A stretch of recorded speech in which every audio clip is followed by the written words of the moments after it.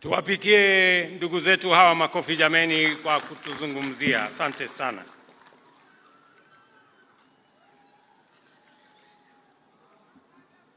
"60 years ago, on a day like this, Kenya took its final step of the freedom struggle to become a sovereign republic.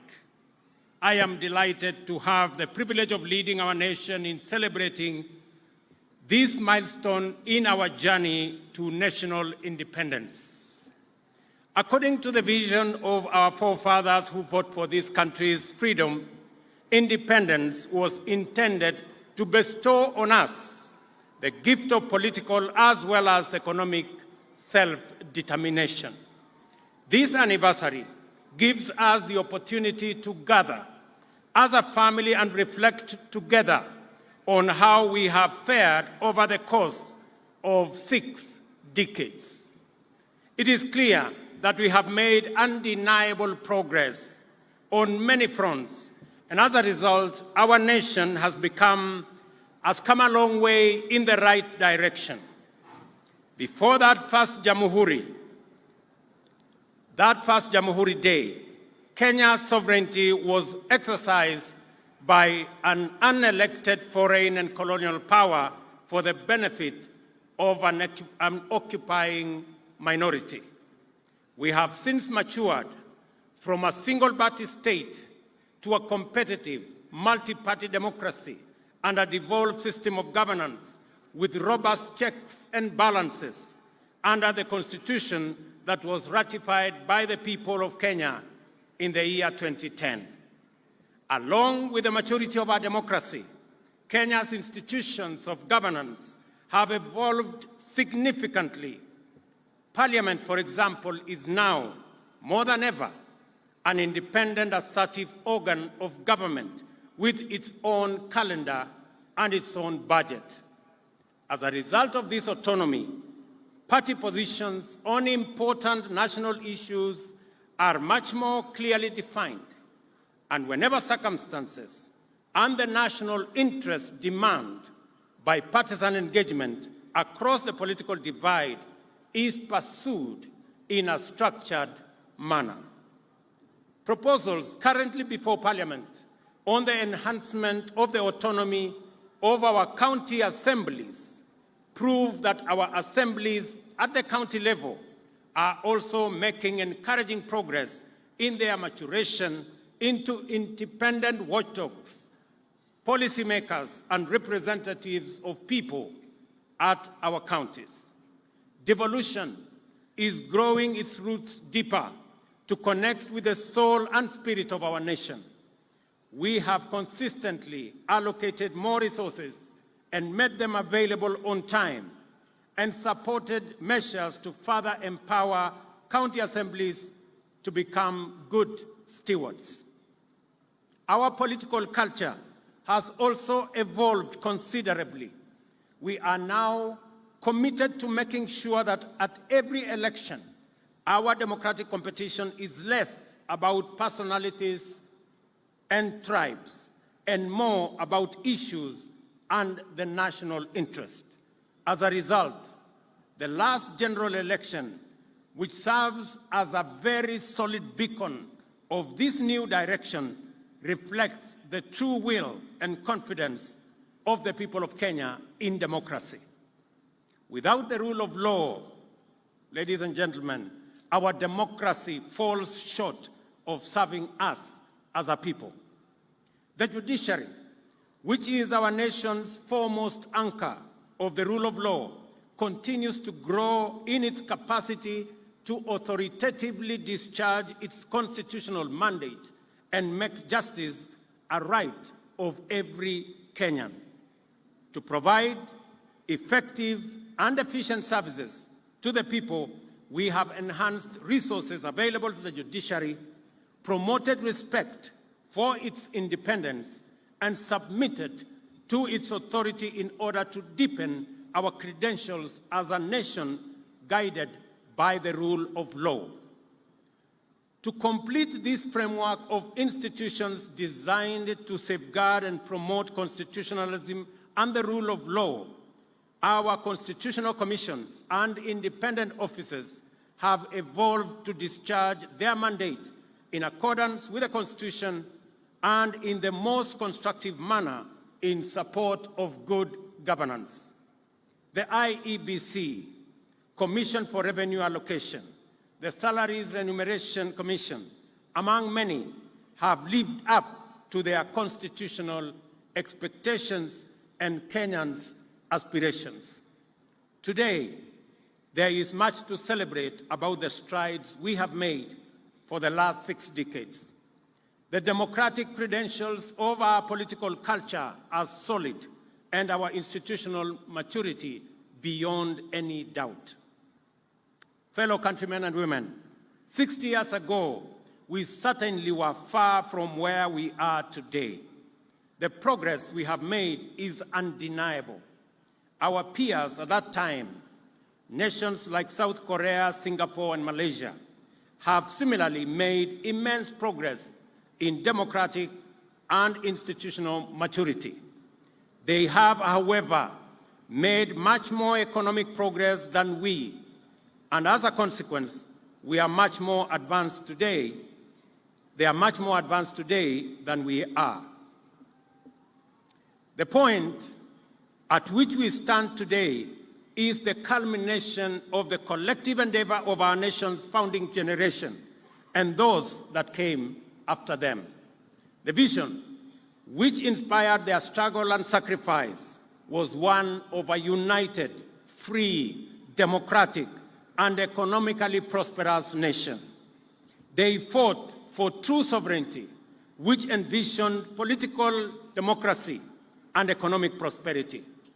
Our forefathers made huge sacrifices to win for Kenya the freedom we celebrate today, and the generations that followed have made their contributions progressively to bring our state, society, and economy to what it is presently.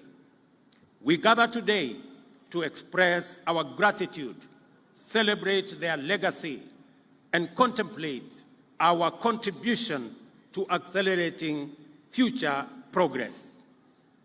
In our democratic and political journey, we have made tremendous sacrifices and progress, from a single party to multi-party, personality and ethnic parochialism to issue-based and national politics, from violence and intolerance discourse to orderly and peaceful elections.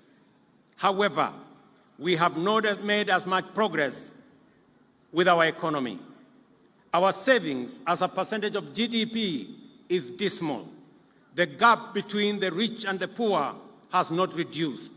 Many, especially young people, don't have jobs, and our revenues as a percentage of GDP remain low. Our generation must therefore take up the unfinished job of actualizing economic prosperity as our contribution to perfecting Kenya's national sovereignty. We owe this to those who made huge sacrifices to bestow on us a nation of promise. We owe it to one another, to the youth, women, children of Kenya, and to each and every one of us. The responsibility of our generation, beginning with this administration, is to make smart choices and necessary sacrifices, just as our forefathers and those who came after them did. And the choice is to match our economic progress with our democratic and political achievements. This is the assignment we took up on day one, the 13th of September 2022, and which we have been painstakingly undertaking for the past year. Our focus has been firmly about the ways and means to transform our economy, making the right decisions, necessary sacrifices, and smart choices to set Kenya on a path of economic renaissance. This transformation began with all of us, as the people of Kenya, making immense sacrifices and huge contributions together to pull back our country from the brink of debt distress. The greatness and patriotic devotion of the people of Kenya have been on display during the past year. Together, we have made the right choices, sometimes taken very difficult and painful decisions to steer Kenya back from the edge of a catastrophic cliff of debt distress and move our country in a new direction. There is every reason to believe that without serious sacrifices and hard work over the past year, the crises, threats, and challenges in the global economic and geopolitical environment confronting us would have overwhelmed us, as indeed it has many countries. We have had to make our contribution to the struggle for the nation's economic sovereignty. We have had to cut back significantly on expenditure and to defer the implementation of critical development programs to stabilize our economy. The policy measures required to mobilize necessary revenues have been difficult, but they were our only way and means of escape. Though painful, the sacrifices we have made, which would not only make our freedom fighters proud, are also absolutely necessary at a time as this and in situations that we find ourselves, and is the guarantee of our nation's economic stability. Proudly, these sacrifices have paid off. I can now confirm, without fear of any contradiction, that Kenya is safely out of the danger of debt distress and that our economy is on a stable footing. The economic indicators point to good news. Inflation is now 6.8%, down from a high of 9.2% a year ago. In the last 6 months, our GDP has grown at a rate of 5.4%, making Kenya the 29th fastest growing economy in the world, according to the World Bank. There is no question about it. What we have done together, the price we have paid together, and the sacrifices we have made together have rescued our country from an economic catastrophe. After navigating our ways out of the difficult and complicated debt situation, our second action is to accelerate economic progress, which is the cardinal assignment of our generation. Wazalendo wenzangu, our human capital, our innovative, smart working, professional labor force is probably the single most potent arsenal we have to drive our economic progress. Globally, Kenyans have excelled in semi-skilled, skilled, and professional occupations. Our expenditure on training, learning, and education in general is a most appropriate investment in the development of the human capital necessary in our economic progress. Recognizing this, we have increased the total allocation to our education sector by an additional 127 billion this year. Out of this, 46 billion will support the new university funding model that gives equal chance to every child in Kenya to acquire university education. An additional 9 billion to cover our TVET funding model and the hiring of an extra 2,000 tutors necessary for our TVET education. An additional 47 billion to enable TSC, Teacher Service Commission, hire 56,000 new teachers and other interventions, and 24 billion for junior secondary school and to support the construction of additional infrastructure. To cover the chronic classroom deficit in the city of Nairobi, we have undertaken to build 3,500 additional classrooms in the city of Nairobi, with the first 1 billion allocated in this year's budget. And we are going to work with all members of parliament to make sure that the city of Nairobi, the seat of government, and the pride of our nation does not leave any child behind when it comes to education. Agriculture, ladies and gentlemen, plays a central and pivotal role in our economy, contributing to food security, supplying raw materials for our agro-processing and value addition and manufacturing, for domestic and market and export markets, creating jobs and also creating wealth. Only specific, targeted, and deliberate interventions will enhance our agricultural productivity and overall production.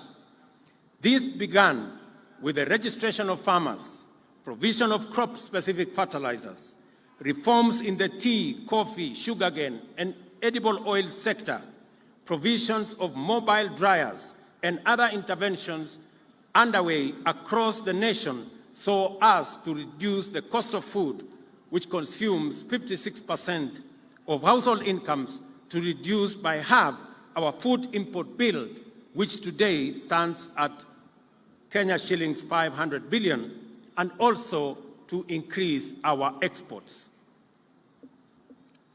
Further, 400 fresh produce markets, including 20 in the city of Nairobi, 47 county aggregation industrial parks, as well as 6 special economic zones, are under various stages of implementation to enhance value addition, agro-processing, and manufacturing, and also to stimulate economic growth in every part of Kenya.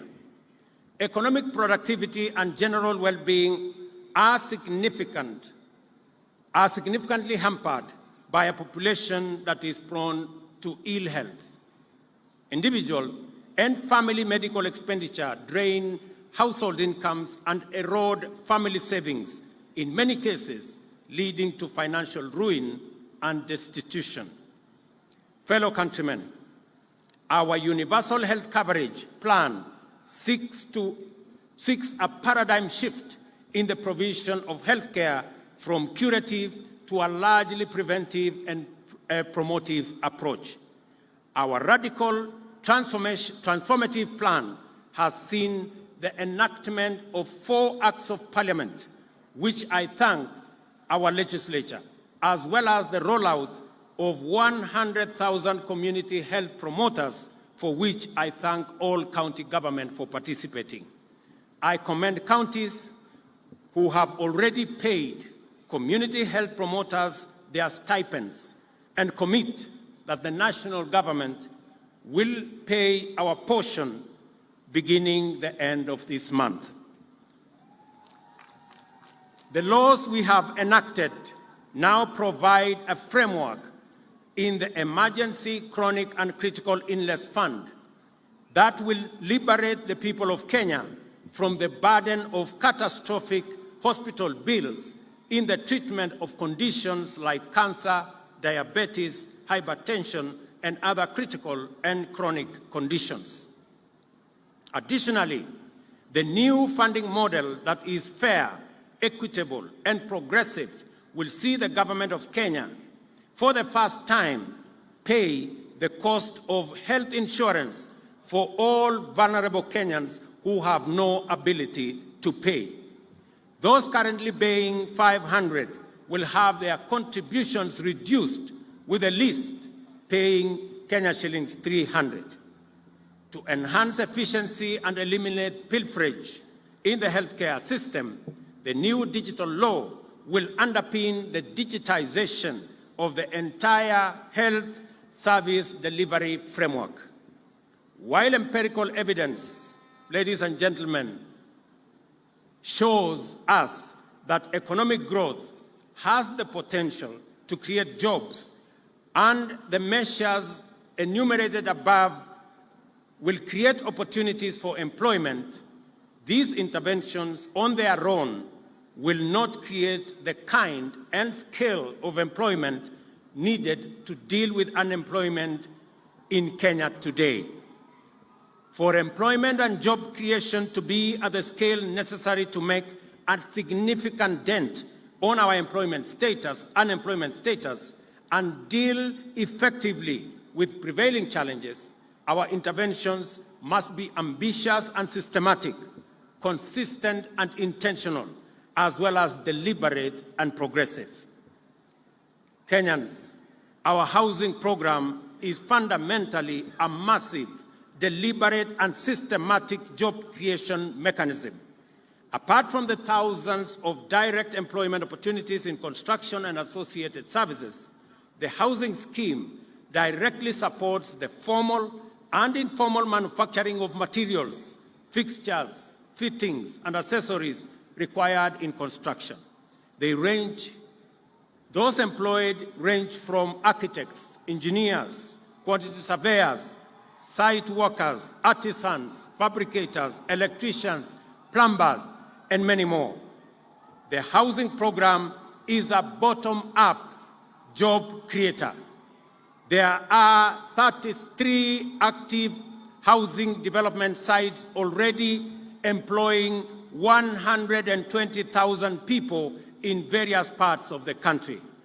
Another 31 sites are undergoing evaluation to begin construction next month. Other sites in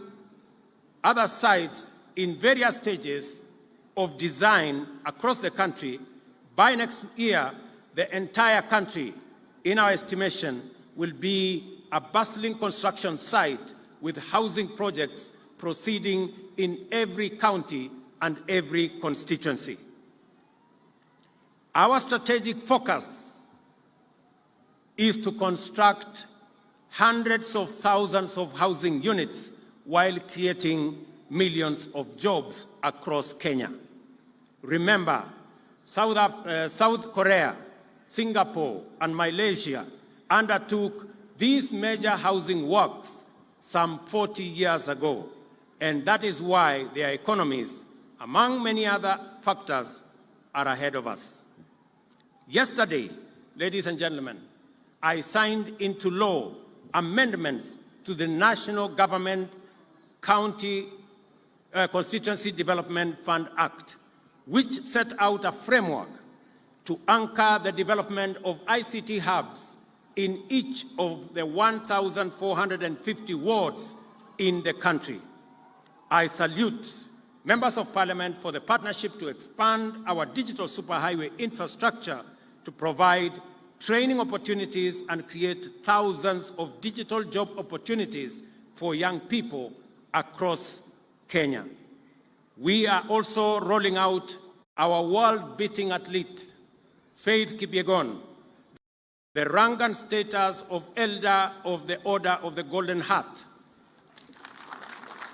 the highest honor our country awards its citizens who illuminate the path of excellence. She has earned her place at the very top, from running barefoot to breaking 2 world records within a year, is the ultimate stage of heroism. Faith's journey is an inspiration to all our young and aspiring athletes. I equally salute Ferdinando Manyala, Mary Mora, Kevin Kiptum, Emmanuel Wanyonyi, Faith Cherotich, who have also registered their presence in the world stage, and they too will be fitted. This administration has also taken deliberate steps to build and invest in the creative economy. First, the famous Grammy Awards have a partnership with us, and starting January, the Innovation Studios of Hollywood have agreed to begin shooting multiple movie rights here in Kenya. Google, in collaboration with the Ministries of Education and ICT, has begun implementing a Kenya Institute of Curriculum Education-sponsored coding program in primary and secondary schools to reach 4 million learners. The partnership will also train 42,000 teachers. I have good news for our creatives and those who imagine and produce content through Facebook and Instagram. Just yesterday, Just yesterday, Meta committed to helping creators in Kenya earn money for crafting original content. Following a pilot program with eligible creators in the country, Meta will be expanding monetization opportunities and allowing more creators to earn a living doing what they love. Kenya possesses impressive credentials as a source of highly professional human capital with highly educated, trained, skilled, and dynamic young people. We have systematically and intentionally negotiated separate bilateral agreements with countries in the Middle East, Europe, and the Americas to connect our skilled workforce with opportunities globally. This will provide exposure to thousands of Kenyans to work in international organizations, engage in global assignments, and monetize their skills and talents as they enhance their incomes and personal development. Millions of Kenyans already working abroad have been great ambassadors for our country and have made huge contributions through their remittances to the development of Kenya. Ndugu wa Kenya, Kenya remains committed to driving climate action, and I am proud that we can play a significant role shaping the climate agenda on the continent. We have demonstrated leadership which has been recognized both on the continent and beyond, and we must continue to play our part both domestically and on the global stage. Recently, I launched the Africa Green Industrialization Initiative in partnership with the United Arab Emirates and several other African heads of states at COP28 in Dubai. The goal of the initiative is to enable businesses to build rapidly in Kenya using our renewable energy resources and across our continent. In keeping with our commitment, ladies and gentlemen, to correct the market failure in the provision of affordable credit, especially to those who have no access to any collateral, and to free millions of Kenyans trapped in the credit rating maze, the Hustler Fund has grown to become the largest financial inclusion program in Kenya, dispersing Kenya's shillings 42 billion to more than 21 million borrowers across Kenya. A week ago, we celebrated the Hustler Fund's first anniversary. Borrowers on the fund have saved Kenya's shillings 2 billion with a repayment rate of 75% nationally. As promised, we have already enhanced credit limits for over 1.2 million borrowers and spent 500 million to match long-term savings on a ratio of Kenya shillings 1 for every Kenya shillings 2 saved. At the end of this month, just in a few days, every saver will be paid an attractive interest rate of 12% on all their savings. Over 7.7 million people are regular borrowers on the Hustler Fund platform. The fund will be enhanced from next month with specific financial products to provide additional enterprise and business facilities for existing Mama Mboga and Boda Boda SACCOs across Kenya. We undertook to build a culture of savings in Kenya as an effort to create long-term investment resources to fund our growth and development and provide better retirement for working Kenyans.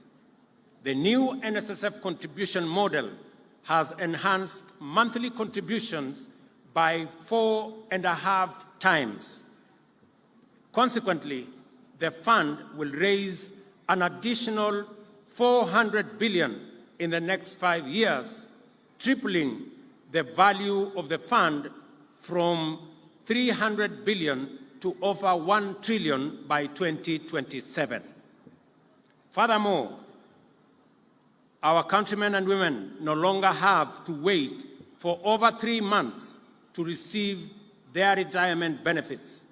Owing to the digitization and automation, NSSF benefit processing turnaround time has improved significantly from an average of 82 days to 10 days, and with a further reduction envisaged in processing period to come down to 1 day by next year.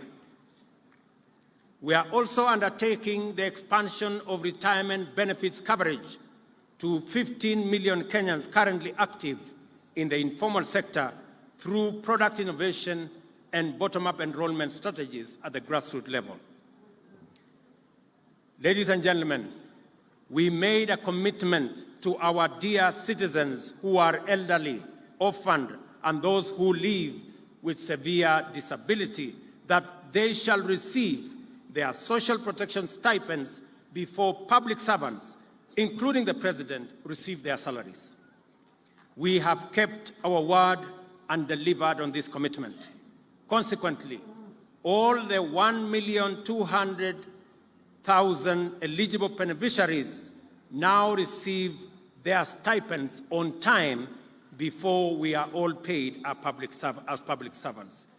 We have, however, allocated an additional 2 billion shillings for newly enrolled beneficiaries who are undergoing verification at the moment, and we will begin to disburse their stipends by 1st March next year. This program has had challenges with the beneficiaries traveling long distances and spending considerable portions of their stipend on logistics.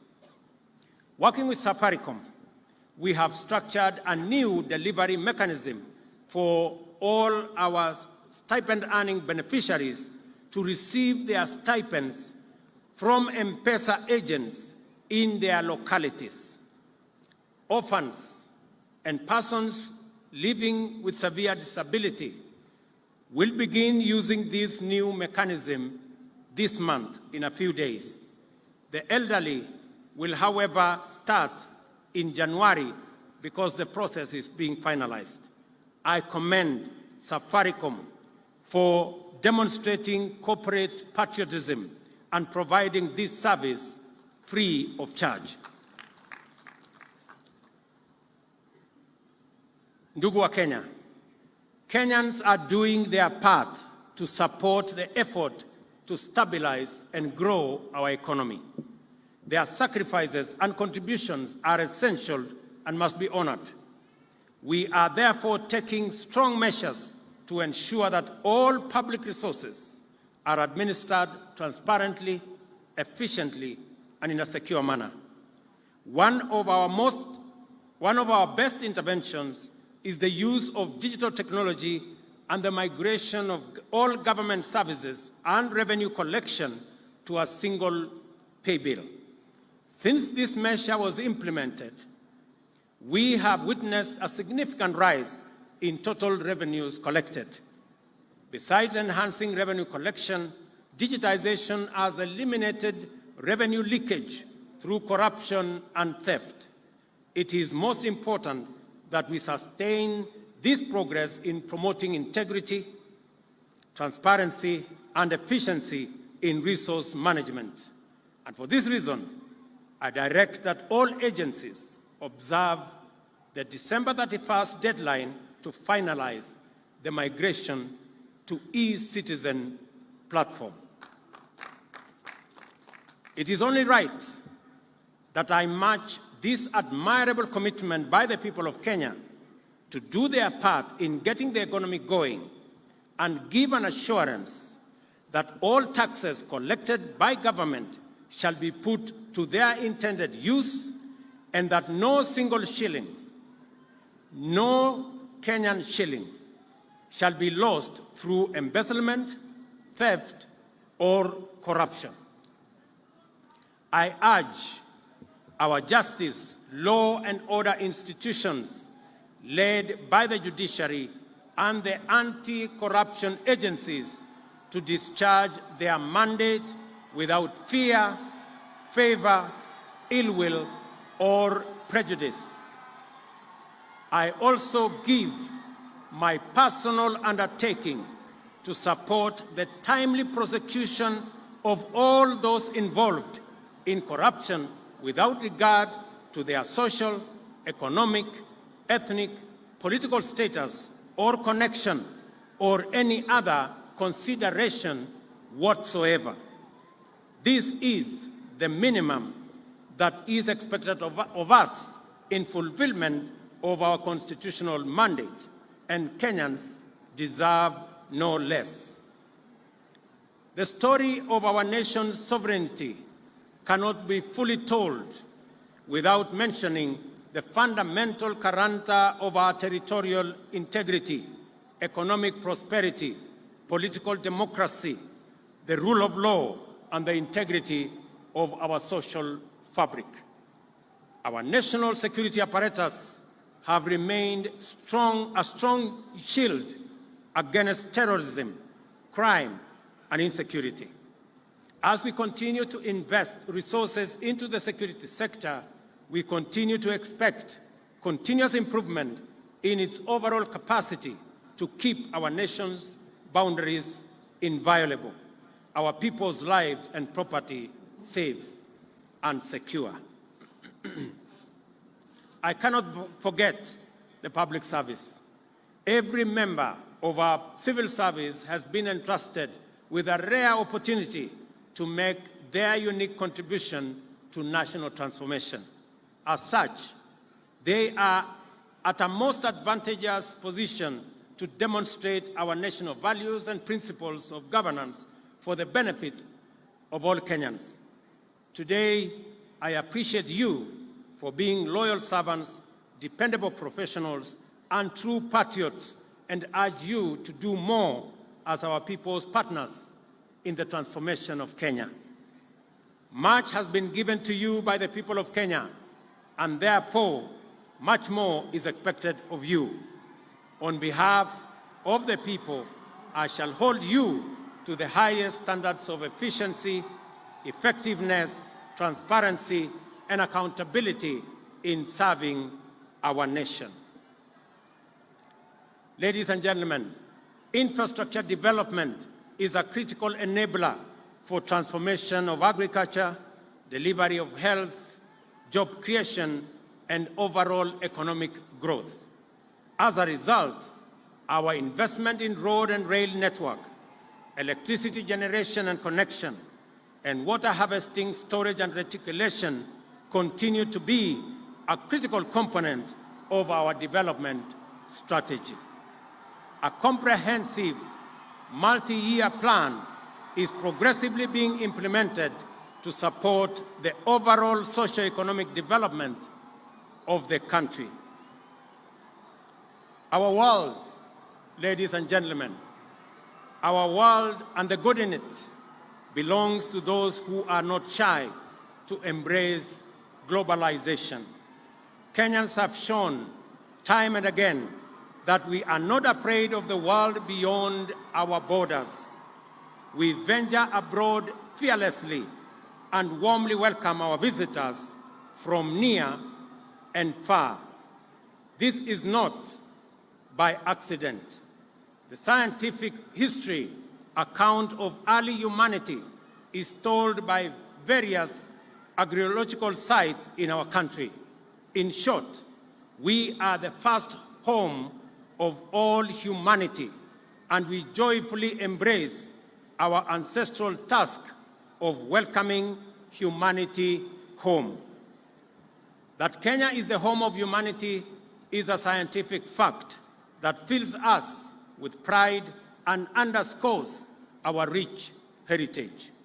It is with great pleasure, as President of this extraordinary country, to make a historic announcement of the decision of the government of Kenya. Beginning January 2024, Kenya will be a visa-free country. It shall no longer be necessary for any person from any corner of the globe to carry the burden of applying for a visa to come to Kenya.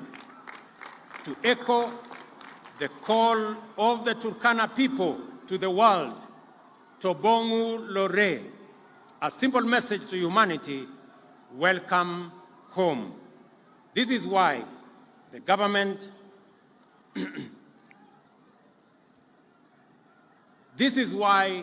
of Kenya has abolished the requirement of visas for all visitors.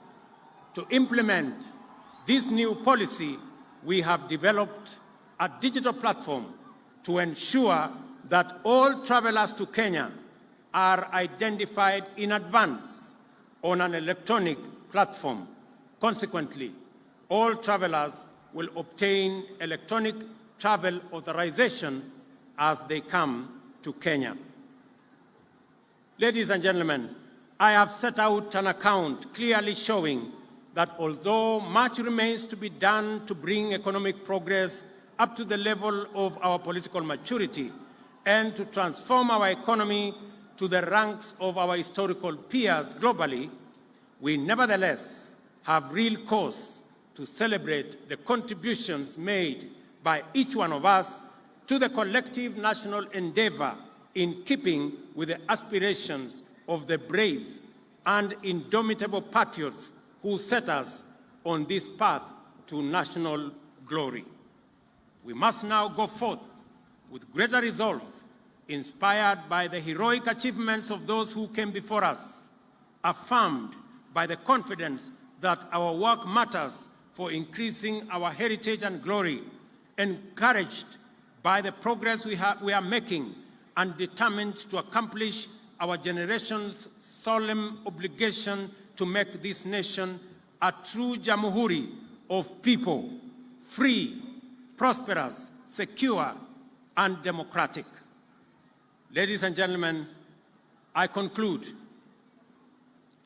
by thanking all Kenyans, Wakenya wote walioshiriki pamoja na sisi kuhakikisha ya kwamba muda mgumu ambao tumekuwa nayo, sote tumeungana, tumeshirikiana na kila mtu amefanya sehemu yake kuhakikisha kwamba Kenya inasonga mbele. Pia vile nimetangaza hapa, wale wazee, watu wanaoishi na ulemavu na pia wale watoto wetu ambao ni orphans, tumesema ya kwamba wamekuwa wakihangaika siku nyingi kwenda kutafuta pesa ya cash transfer. Sasa tumebadilisha sera na pesa zao za cash transfer itapatikana katika kijiji yao. Hawatasafiri tena ama kuhangaika kusafiri safari mrefu kutafuta stipends zao. Vile vile tumekubaliana ya kwamba kwa mara ya kwanza serikali ya Kenya italipia wale hawana uwezo ili wawe na bima ya afya ya NHIF, so that kila Mkenya awe na bima ya afya. Na tumekubaliana vile vile ya kwamba funding model mpya ama mpango wetu mpya wa kulipa pesa ya bima ya afya sasa itawawezesha wale wamekuwa wakilipa shilingi 500, pia tutawapunguzia ije shilingi 300, ndio tuhakikishe kwamba kila Mkenya ako na bima ya afya. Na hakuna Mkenya tena, vile nimesema hapa, hakuna Mkenya tena akiwa na ugonjwa wa saratani ama kansa ama diabetes ambaye atauza mali yake ili aweze kulipia gharama ya hospitali, kwa sababu sasa tuko na hazina maalum ambayo itashughulikia Wakenya wote ambao wako na magonjwa ambayo ni chronic kama vile kansa ama saratani. Kwa hivyo mimi nawatakia heri. I take this very early opportunity to wish every Kenyan and all our friends near and far a Merry Christmas and a prosperous 2024. Asanteni sana. Thank you very much. God bless you. Mungu wabariki sana. Thank you. Kwa heshima naomba sote tusimame kwa wimbo wa taifa na wimbo wa Jumuiya ya Afrika Mashariki.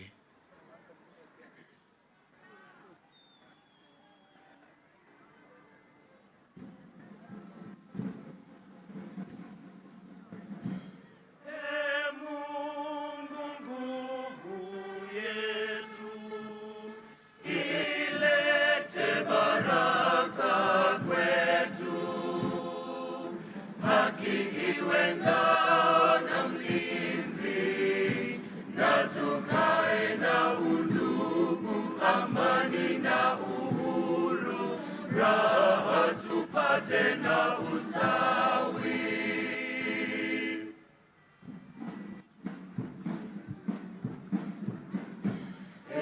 Mungu twaomba uilinde Jumuiya Afrika Mashariki, tuwezeshe kuishi kwa amani, tutimize na malengo yetu. Jumuiya yetu sote tuilinde, tuwajibike, tuimarike, umoja wetu